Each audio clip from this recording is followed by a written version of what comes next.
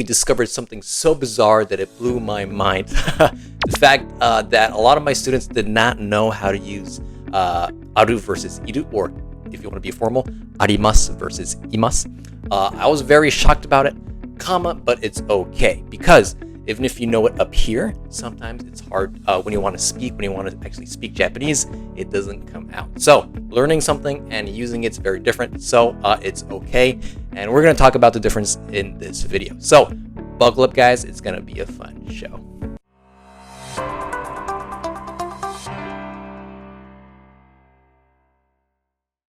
First things first, we want to talk about the general rules.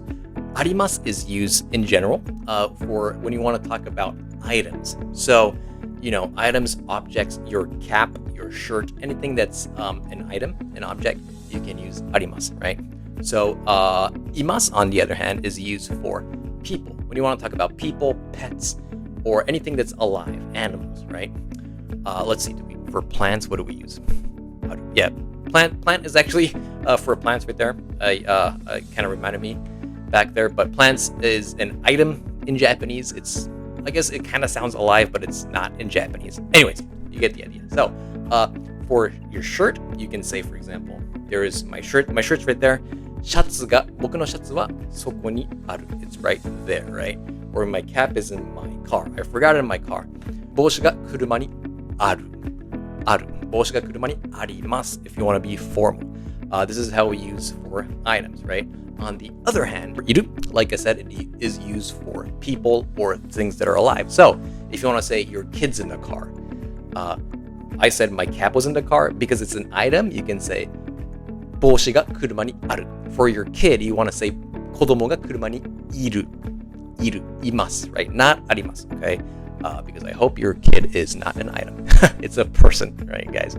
So what's tricky is you might know this up here, but it's very hard when you actually speak Japanese, right? When you actually want to output, when you want to talk about it, right? So the best practice here is write down three items that you always use. For me, it'll be my cat, my phone, my car, maybe, right? And also three people, or pets, three things that are alive, right? Maybe three relatives or family that you always talk to, or who you live with, right?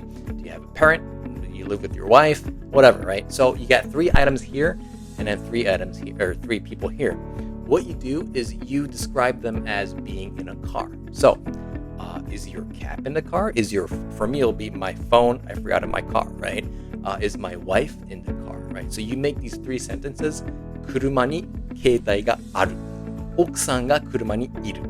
Right? That's one set. And the second set will be I have my shirt in the car versus my mom's in the car, right? So, kuruma ni shatsu ga aru, or kuruma ni okasan ga iru, right? So make these sets, make these different make different groups and practice with them. Do you want to say it's in the car, or do you want to say the person's in the car, right? And as you do this, you get used to it. Trust me. Once you do it every day, in the morning, at night, before you go to bed, it's okay. At any time of the day, you get better at it. A lot of people have come back to me and told me that this actually works, so you should do it too. Or if you're too lazy to do it by yourself, you can start taking classes with me. Guys, you can sign up for a free lesson in the link in the description below. If you want to learn more, go there. And here's the magical word that I want to introduce to you. It's janai. Janai means it's not. So for example, you can say this cap is not white. Kono boshi wa shiro janai. Or this shirt is not white. Kono shatsu wa, or let's get a different example. This plant is not blue. It's green, right? So it's not blue. Kono shokubutsu wa ao janai. Midori desu. Kono shokubutsu wa ao janai. So janai means it's not something. I like to put my work ID, my company ID card that I use at work, in a certain area that I like in the house. My wife actually keeps putting it in my bag before I go to work. So, sorry, I appreciate it, but it's sometimes really a big hassle. So, I would ask her, 俺のカードどこ? And she'll be like, どこじゃないよ、カバンの中にある。どこじゃなくて、カバンの中にある。And I would always tell her, カバンの中にあるじゃなくて、触んないで、触らないで。Don't worry, I still love her. Alright guys, so today we learned about the difference between aru versus iru, or if you want to be formal, arimasu versus imasu, and also how to connect janai into those sentences.